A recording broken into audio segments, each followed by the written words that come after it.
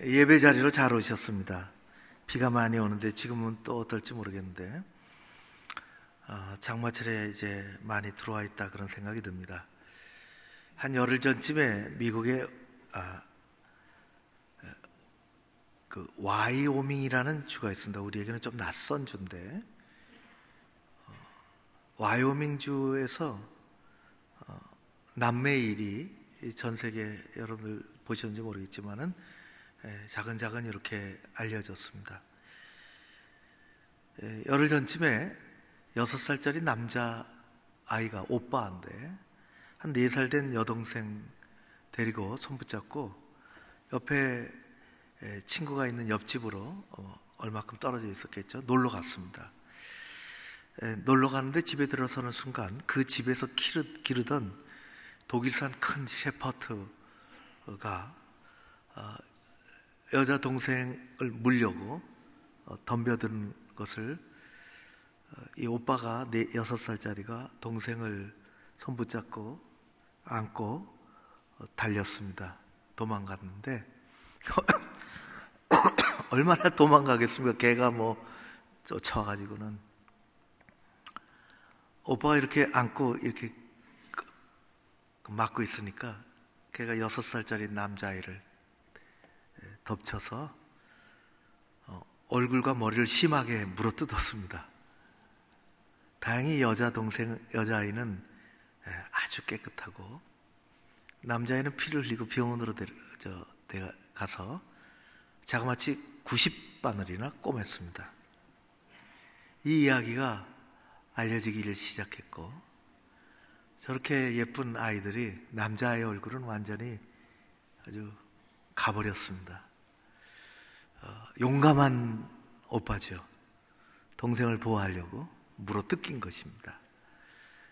머리와 얼굴이 엉망이고 이 이야기를 들은 저는 영화를 보지는 못했는데 캡틴 아메리카는 마블 계통의 그 영화의 할리우드 영웅 스타 중에 스타가 야, 너 참 오빠가 용감하다. 그리고 인터넷으로 소통하면서 내가 영화 때 쓰던 방패가 있는데 그 방패가 진짜 내가 쓰던 방패인데 너에게 줄 거다. 네가 용감한 사람이다. 그리고 이 방패를 보내줬다 하는 것입니다. 용감한 아이의 행동이 많은 사람들을 정말 흐뭇하게 하고 또 감동을 시킵니다. 감동을 받았습니다. 저도 끔찍한 일을 앞에 두고 동생을 보호하고자 하는 그런 오빠의 그 나이 차이도 거기서 거긴데 많은 사람들을 이렇게 마음에 흐뭇하게 만듭니다. 우리 사회에는 숨겨져 있는, 잘 알려져 있지 않는 좋은 일들이, 흐뭇한 일들이 정말 많습니다. 근데 우리가 접하는 늘 뉴스, 신문, 방송에는 그런 이야기들보다는 늘 골치 아픈 이야기, 어려운 이야기, 문제, 참 그런 것들이 쌓이고 그래서 그것을 듣는 우리들의 마음도 아주 삭막해지고 또 때로는 감정이 상하기도 하고 우리는 그런 사회 속에서 살아갑니다. 여전히 좋은 일들이 우리 주변에 많이 있고 그런 일들이 흐뭇하게 잘 우리 사회 속에서 잘 알려줬으면 좋겠다. 그런 생각을 그 보도를 보면서 갖게 되었습니다. 우리는 지난 약 6개월 동안 코로나 사태로 지금도 마찬가지고 앞으로도 얼마 동안은 그럴 것 같은데 여러분들도 많이 힘들었고 교회도 많이 힘들었습니다. 교구도 마찬가지고 신방을 하다 끊었다 또 부서도 마찬가지죠. 부서도 계획한 프로그램들이 준비된 일들이 그거 다 진행할 수가 없고 계획한 일들 만날 수도 없고 그렇게 할 수 없으니 대부분이 남녀 선교도 마찬가지고 다 진행하지 못하고 거의 멈춰 서 있는 안타까운 우리 상황을 지내고 있습니다. 많은 부서들의 일정이 그렇게 어려움 속에 중단되어 있는 가운데 가장 힘든 곳은 교회 학교입니다. 어린이들과 학생들이 그 다음 세대를 품고 우리 만나서 가르치고 예배하고 그래도 이게 다 부족한데 때로는 그것도 다 모이지도 못하고 그런 속에 6개월을 보냈습니다. 우리 교사들과 또 부장님들, 교육위원회 중심으로 무엇보다도 우리 교역자들이 그래도 있는 여건과 환경 속에서 그걸 어떻게 극복해 나가보려고 하는 중에 우리는 교회 현장의 교육이, 교회 현장의 예배가 중요한 것처럼 교회 교실에서의 예배가 모여서 드리는 예배의 소중함을 다음 세대에 정말 중요하고 그 아이들을 가정에서 교회와 어떻게 연결해야 되느냐 하는 강력한 시대적인 요청 가운데 있습니다. 우리는 새로운 길을 부지런히 찾아 나가야 하겠습니다. 그런 과정 속에 어김없이 우리 여름의 성경학교, 여름 성경학교, 이 교회학교 활동 중에서는 엄청 중요하고 아주 비중이 있고 여름 수련회 이것을 벌써 6월, 5월, 6월서부터 들어서면서 곳곳에서 교사 수련회도 있고 교사 기도회가 모여서 기도회를 하기도 하고 또 교육자들과 부장님들은 수련회 답사, 장소 답사도 다니고 또 특별한 예배와 특별한 프로그램들을 준비하고 이 모든 것들이 진행돼야 할 상황 속에서 불가능해졌습니다. 현실입니다. 그래도 여름 성경학교 수련회는 진행해야 합니다. 있는 제한된 속에서 어떻게든지 해야 합니다. 그래서 수고하고 있습니다. 예년같이 할 수는 없지만은 어디 저 1박 할 수도 없고 같이 밥을 먹을 수도 없지만은 그런 극한 제한 속에서 할 수 있는 것은 다 동원해서 해야 하기 때문에 교육자들이 애쓰고 있고 또 그런 프로그램들을 가정과 어떻게 연계할 수 있느냐 그걸 가지고 노력하고 준비하고 있습니다. 여러분들은 기도 많이 해주시기를 바랍니다. 여느 때보다도 그리할지라도 우리가 충분히 다 못한다 할지라도 하나님께서는 여전히 이렇게 제한된 속에서도 우리 아이들의 신앙의 성장이 얼마나 소중한 것을 우리가 알고 있기에 헌신하는 그들을 통해서 하나님이 일하실 수 있도록 여러분들은 기도해 주시고 응원해 주시기를 바랍니다. 오늘 오후 찬양 예배 때는 우리 선생님들이 함께 모여서 여름 성경학교 수련회 여름 행사 파송 예배를 드립니다. 하나님께서 이 여름에 우리 7월의 한 달의 주제가 뭡니까? 우리 소중한 사람 디모데입니다. 소중한 사람 어린 디모데들이 자라나게 될 줄로 믿습니다. 그렇게 해야 됩니다. 우리는 신앙생활하고 이제 딱 얼마 있으면 뭐 자연스럽게 교회를 누군가에게 물려주고 우리는 떠나야 되는데 아이들은 이 교회를 책임질 아이들입니다. 현장 예배가 정말 중요합니다. 부모들이 그것을 깨달아야 되고 또 미처 평상시도 다 우리가 하지 못했는데 주일에 1시간 붙잡고 우리 뭐 일주일 내내 세상에서 살아가는 아이들인데 주일에 1시간 붙잡고 그것도 요즘은 안 되는데 가정이 얼마나 중요하게 됐다. 믿는 부모들이 얼마나 중요하게 됐다 하는 것을 새삼스럽게 우리가 다시 깨달으며 우리는 이 여름에 소중한 사람 어린 디모데들이 그래도 잘 성장해 갈 수 있도록 여러분들의 각별한 기도를 요청합니다. 존 칼빈은 이렇게 얘기했습니다. 하나님은 우리에게 2가지 선물을 주셨는데 하나는 성경이고 하나는 성경을 풀어주는, 성경을 풀어주는 교사라, 그렇게 했습니다. 하나님이 두 가지 선물을 주셨다는 것입니다. 물론 칼빈이 얘기했던 교사는 지금의 의미하고는 조금 다릅니다. 그래도 누군가가 성경을 가르치고 성경을 이해시켜주고 성경을 암송하게 하고 성경을 따르게 하고 누군가가 끊임없이 그것을 행할 때 하나님은 소중한 사람 디모데를 교회 앞에 성장하게 해주실 줄로 믿습니다. 오늘은 하나님 두 가지 선물을 주셨는데, 하나는 성경을 풀어주는 교사고 다른 하나는 성경이라 그렇게 했습니다. 소중한 사람 디모데를 생각하면 세 번째, 말씀을 붙잡고 산다입니다. 영적인 아버지 바울은 디모데에게 여러 가지를 가르쳐주고 싶었습니다. 그것이 이렇게 모여진 것이 디모데 전서와 디모데 후서입니다.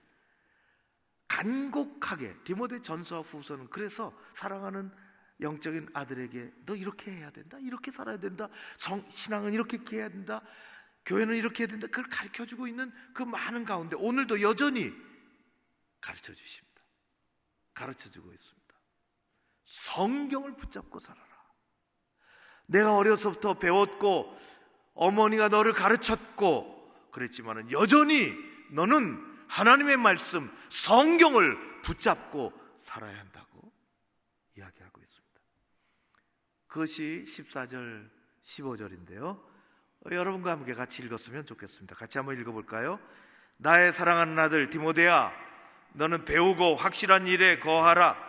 너는 내가 누구에게서 배운 것을 알며 또 어려서부터 성경을 알았나니 성경은 능히 너로 하여금 그리스도 예수 안에 있는 믿음으로 말미암아 구원에 이르는 지혜가 있게 하느니라. 아멘. 성경을 붙잡고 살아라. 하나님의 말씀 성경을 붙잡고 살아라. 사람은 누구나 할 것 없이 한평생 살면서 무엇인가 붙잡고 삽니다. 저도 그렇고 여러분들도 그렇습니다. 뭘 붙잡고 산다는 것은 내 손에 뭘 붙잡다는 것이 아니라 뭘 붙잡고 산다는 것은 뭘 의지하고 산다는 것입니다. 내 삶을 지탱해주는 뭐가 있다는 것입니다. 여러분들은 뭐가 있을까요? 내 삶에 가치를 부여하는 뭐를 누구든지 붙잡고 살게 되어 있습니다. 예전에는, 요즘은 아까도 얘기했는데 한 10년 된 것 같아요. 저보고 돌 예배, 돌잔치 오라고 한 적이 거의 없어요. 오래전에는 있었는데 요즘은 가본 적이 거의 없습니다. 돌잔치라고 하는 거 파티는 한번 가본 적이 있어요. 완전히 생소하더만요. 네, 옛날에는 다 돌잔치 했어요. 우리 또 저는 부러질 않았지만 또 그렇게 하는 데도 있겠죠. 가족 단위는 또 이렇게 돌잔치를 모두가 모여서 정말 뻑적지근하게 했어요. 애들은 한쪽에, 애들은 옷 입고 아무튼 사진도 찍고 하는데, 돌잔치 하이라이트가 뭔지 아십니까?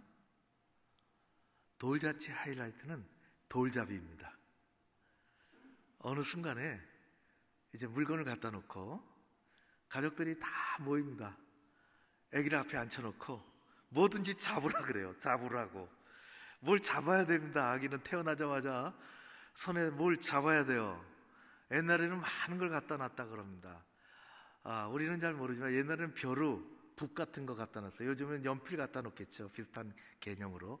그거 왜 갖다 놓을까? 그거 붙잡으라고. 그거 붙잡으면은 어떤 아이라고? 어떻게 클 거라고? 이야, 공부 잘할 거야. 공부 잘할 거야.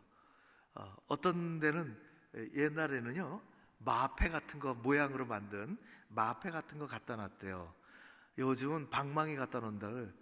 의사봉. 그거 붙잡으면은 야, 고위 관직에 갈 것 같다. 야, 역시 아주 흐뭇해하는 거예요. 그것만 있는 게 아니죠. 엽전 갖다 놓습니다. 요즘은 돈 갖다 놓습니다. 돈. 애가 돈을 붙잡으면, 뭐니 해도 돈을 붙잡으면 야, 됐어. 돈 벌 거야, 부자가 될 거야. 아주 기쁩니다. 요새는요, 누구에게 들어보니까 청진기도 갖다 놓은대요. 청진기. 왜? 청진기 붙잡으면 의사 되겠다 그런 거예요. 청진기만 갖다 놓은지 아십니까? 마이크도 갖다 놓습니다. 마이크 갖다 놓으면 목사님 되겠네? 그런 게 아니라 연예인 되겠네? 야, 됐어, 연예인. 운동화도 갖다 놓은데, 운동화 갖다 놓으면 뭐가 될까요? 그걸 붙잡으면 운동선수가 되는 것입니다. 어떤 아이는 오른손으로 돈을 붙잡고 운동화를 붙잡았답니다. 부모들이 너무너무 좋아가지고 세계적인 선수가 될 거야, 돈도 많이 벌 거야.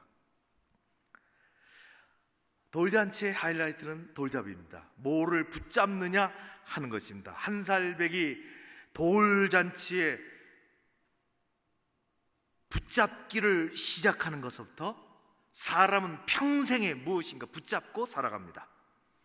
뭐를 붙잡고 산다고 하는 것은 무엇을 의지하며 산다는 것입니다. 내가 그것 없이는 안 된다는 것입니다. 사람마다 다 다릅니다. 여러분들은 어떨까요? 사람마다 다 다릅니다. 가끔 방송에, 제가 옛날에 얼마 전에 어떤 90 되신 할아버지가 있는데요, 현금을 꼬박꼬박 모아서 우리가 보통 가지고 다니는 여행 가방에 집어넣고 거기다가 열쇠를 채워놨습니다. 이거 의지하고 사는 겁니다. 90 넘으신 할아버지가 이거 다 쓸지도 못하는 거죠. 그런데 그 많은 형제들이 아버님하고 관계없이 살다가 아버지의 이 여행 가방이 이상하다, 왜 평상시에 자물쇠를 채워놓으셨을까? 그리고 쟁탈전이 벌어졌습니다. 여기에 1억 원 넘는 현금이 들어가 있다는 것을 알고 이걸 가지고 싸우는데요, 아버지 앞에서. 이걸 갖겠다고. 실제로 영화가 아닙니다.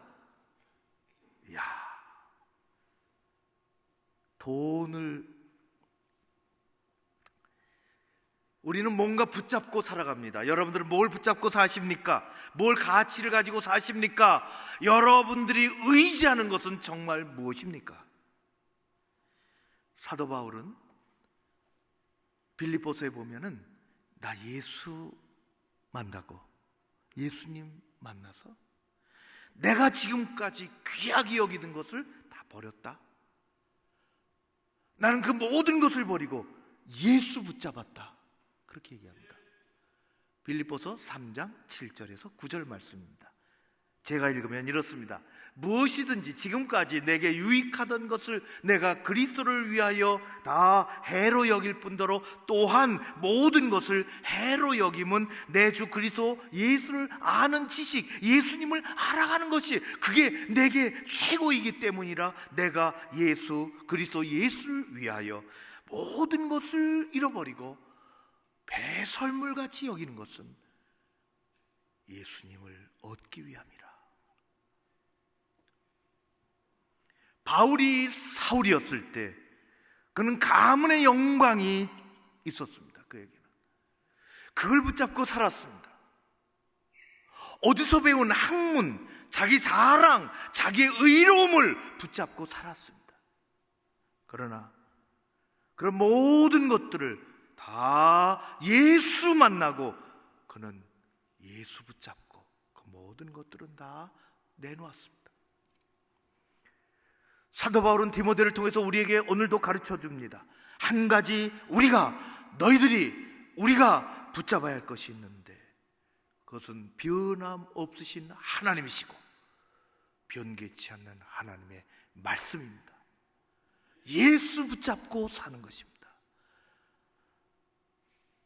내일이 어찌 될지 모르는 불확실한 세상 속에서, 언제 끝날지 모르는 이 불안한 상황 속에서 우리가 추구해야 될 것은 우리 신앙의 근본이요, 우리는 하나님을 붙잡고 하나님의 말씀을 붙잡고 나를 구원하신 예수 그리스도를 붙잡고 이 땅에서 살아가는 것입니다. 여러분의 직업, 지금까지 공부한 것, 지금까지 이룬 성과, 극진히 여기는 건강, 이래저래 모은 재물, 그게 다 필요 없다는 것이 아닙니다. 우리는 그런 것 없으면 살 수 없습니다. 그런데 그 인생의 중심에 누구를 붙잡고 있느냐, 무엇을 붙잡고 있느냐, 그것이 중요합니다. 우리는 우리의 삶의 요소들을 이루는 그런 것들을 다 부정하는 것이 아닙니다. 성경은 그것을 다 부정하라고 가르쳐 주지 않습니다. 진정 내가 붙잡고 사는 것이 뭔지, 정말 뭘 붙잡고 사는 것인지, 너에게 가장 중요한 가치는 무엇인지, 우리가 하는 일, 우리가 하는 공부, 우리가 섬기는 그 어떤 것이라도, 우리가 이룬 성과들, 우리가 신경 쓰는 건강, 우리가 이리저리 모은 재물, 그것이 정말 바르고 가치 있기 위해서 그것을 다스리시는 하나님을 놓치지 말고 붙잡으라는 것입니다. 예수 그리스도를 붙잡고 살아야 하는 것입니다. 우리에게 정말 중요한 것은 하나님만을 의지하고 하나님의 말씀을 붙잡는 것입니다. 디모데 1장에서 살펴본 것처럼 디모데는 신실한 믿음의 어머니가 있었습니다. 유니게. 아버지는 존재감이 없습니다. 헬라 출신의 이방인이었어요. 아버지는 예수 믿는 사람이 아닙니다. 어머니가 예수 믿는 사람. 그래서 낳자 아버지의 영향력을 받지 않게 하기 위해서 어머니는 디모데를 신앙 영향 아래서 그를 위해서 기도하고 키웠습니다.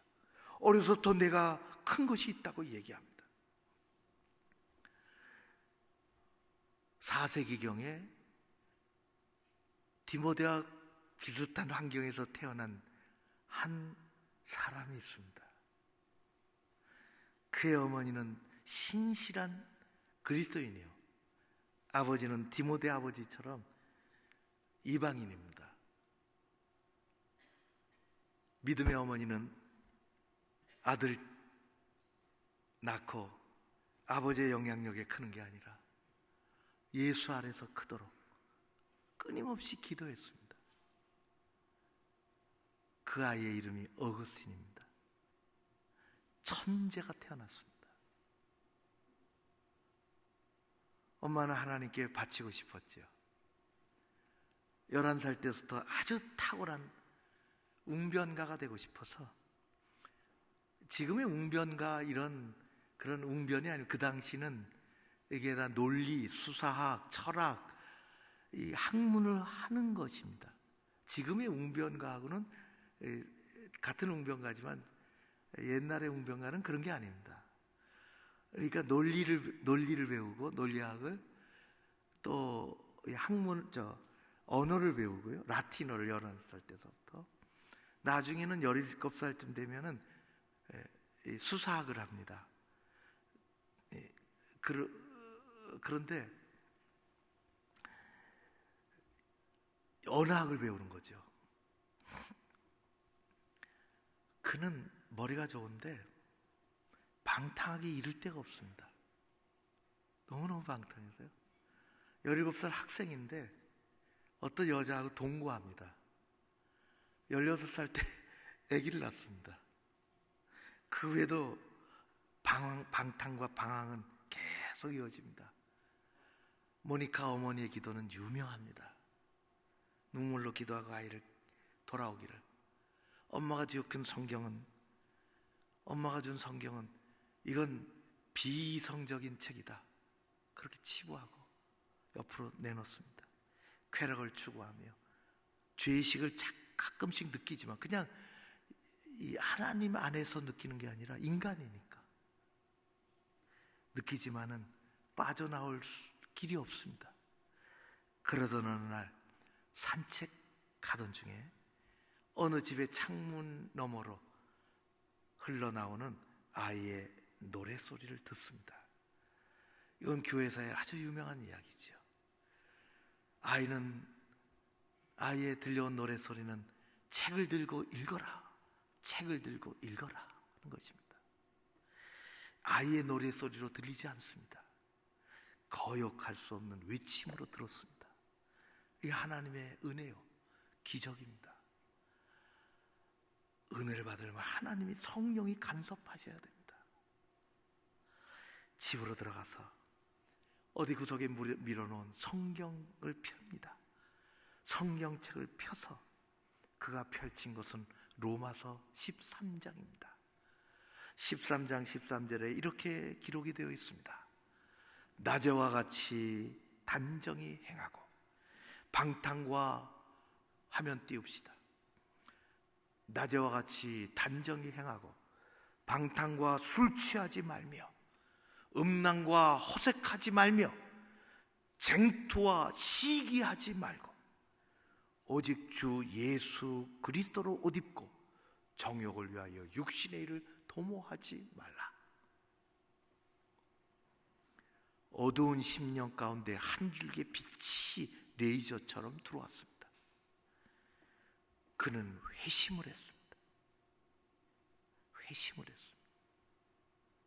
말씀처럼 죄의 옷을 벗고 예수 그리스도의 옷을 입었습니다. 지금까지 살았던 모든 것들을, 방탕하고 방종하고 교만하고 그 모든 것들을 내려놓고 예수 그리스도로 옷 입고 예수 붙잡고 사는, 지금까지 역사 속에서 가장 유명한 교회의 지도자요, 가장 유명한 책을 쓴 사람입니다. 하나님의 말씀이 역사 속에서 큰 인물에게만 중요한 것은 아닙니다. 우리 모두에게 마찬가지입니다. 오늘 이런 세상, 바람잘 없는 힘들고 어려운 세상 가운데 부대끼며 사는 여러분들 모두에게 필요한 것이 있다면, 붙잡아야 될 것이 있다면, 그것은 하나님의 말씀이요, 예수 붙잡고 사는 것입니다. 하나님의 말씀은 그런 여러분들 안에서 강력하게 역사하실 줄로 믿습니다. 하나님이 사용하시는 가장 강력한 영적인 도구는 내게 들려온 말씀이요, 내가 붙잡은 말씀입니다. 예배 때마다, 성경 읽을 때마다 하나님이 들려주시는 말씀, 붙잡은 말씀 가지고 사는 여러분들 되시기를 주의 이름으로 축원합니다. 하나님의 말씀은 우리를 비추는 거울과 같습니다. 우리는 자신을 잘 들여다볼 수 없습니다. 앞에 있는 거울을 보고야 비로소 우리의 모습을 볼 수가 있습니다. 오래전에 제가 수목을 갔더니 탐방로를 따라 걷는데 거기 여러 가지 요즘은 얼마나 잘 해놨는지, 그 중에 운동기구도 있고, 가만히 보니까 거울도 있어요. 거울이 하나가 아니고 사람 키만한 거울이 서너 개가 있더라고요. 보니까 볼록한 거울이 있고, 그 옆에는 오목한 거울이 있고요, 오목한 거울, 볼록한 거울을 합해서 물결 치는 거울도 있습니다. 그 앞에 서보신 적 있습니까? 저는 쓰고 기겁을 했습니다. 제가 막 잘라져 보이는 거예요. 잘라져서 머리는 있는데 몸이 없어지더라고요. 제대로 된 거울이 마지막에 하나 있습니다. 평면 거울이 있습니다. 우리는 거울 앞에 서야 우리 자신을 볼 수가 있습니다. 하나님이 말씀으로 치유해 주실 줄로 믿습니다. 도박장에는 거울이 없다 그러더라고요. 왜 그러냐? 그 죄체한 모습, 그 탐욕스러운 얼굴, 돈을 붙잡고 살려고 하는 그 자신의 초라한 모습을 보여주면 도박장 망한다는 거예요. 여러분, 무엇을 붙잡고 사시겠습니까? 하나님의 말씀은 우리의 삶과 영혼을 비춰주는 거울과 같습니다. 거울을 통해서 우리는 죄를 씻을 수 있습니다. 말씀으로 하나님은 이 세상 죄인을 의인으로 바꾸시고, 좌절의 자리에서 용기의 자리로 하나님은 바꿔주십니다. 그런 여러분들 되시기를 주의 이름으로 축원합니다. 더 나아가서 하나님의 말씀은 밖으로 향해 있는 창문과 같습니다. 우리는 다 방 안에 사는 사람들입니다. 다 자기가 만들어 놓은 방 안이 있습니다. 거기서 사는 거예요. 밖으로 난 창문이 있어야 비로소 우리는 그 창문을 통해서 바깥 세상을 볼 수가 있습니다. 제일 위험한 삶은 그래서 동굴 안에 사는 것입니다. 다니엘은 우리가 잘 아는 것처럼 영적으로 어려울 때, 신앙적인 핍박이 구체적으로 가해올 때에 그는 매일 자기 집 다락방에 올라서 예루살렘으로 난 창문을 열어 제끼고 기도했다고 했습니다. 예루살렘으로 난 창문을 열어 제꼈다는 것, 지가 그렇게 만들었다는 것입니다.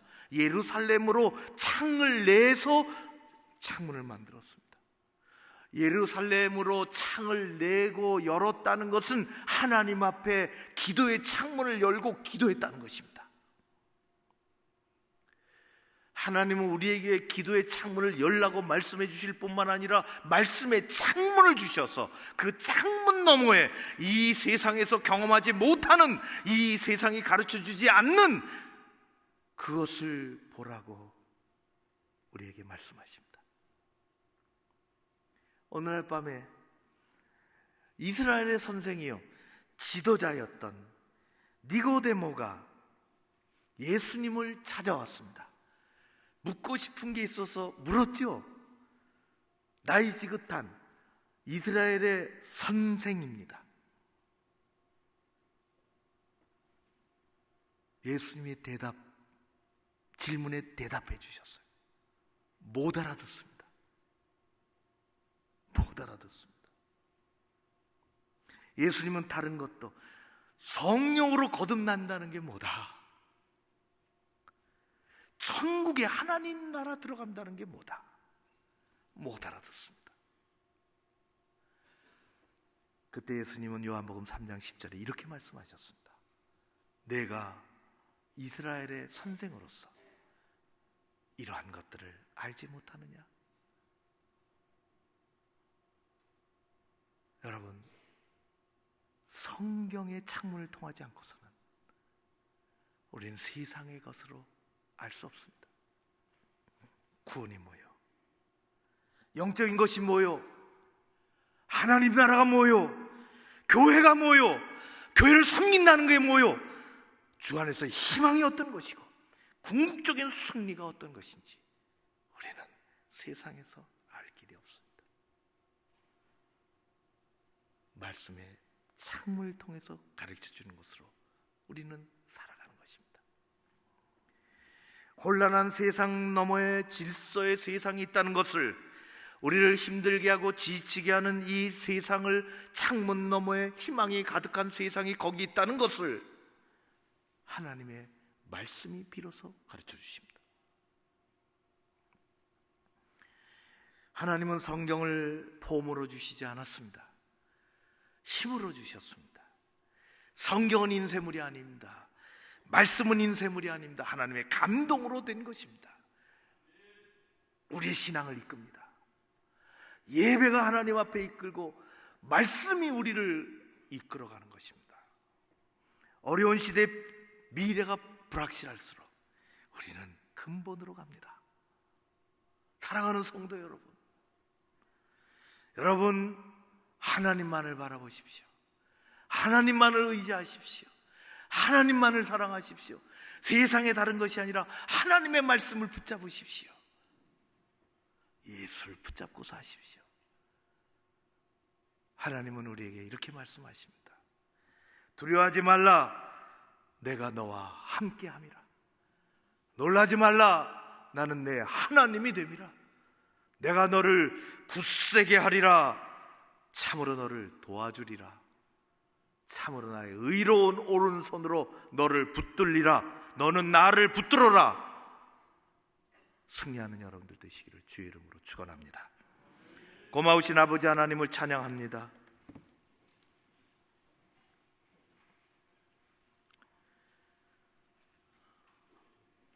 지금 자라나고 있는 어린 디모데들, 가정에서, 교회에서, 말씀으로, 예배로, 예수의 사람으로 양육하기를 원하고, 교육자들과 교사들이 가정이 하나가 되어서 감당해 나가게 하여 주시옵소서. 우리 자신이 그렇게 살기를 원합니다. 하나님만을 붙잡고 주신 말씀만 붙잡고 예수 그리스도 붙잡고 살아가는 우리 모두가 되게 하여 주시옵소서. 예수님 이름으로 기도하옵나이다. 아멘.